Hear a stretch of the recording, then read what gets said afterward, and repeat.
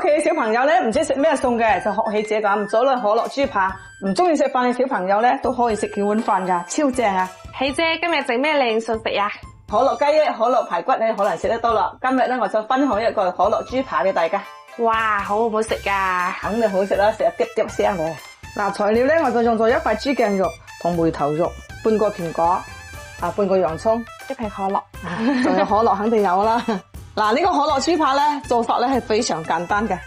嗱，熱鑊落油，之後咧放粒豬扒落嚟先下佢。呢啲豬扒咧先到兩面金黃就得啦。家下咧就可以倒落啲蘋果、洋葱一齊倒埋落。可樂豬扒咧肯定少唔到可樂啦。可樂咧係250毫升啊，加3匙羹豉油落嚟。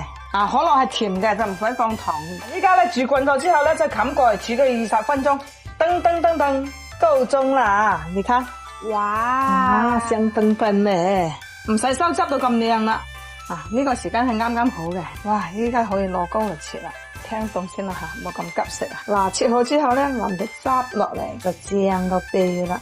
再加幾粒芝麻落嚟就香晒咧。所以切好落嚟試下佢啊。好啊，試下先。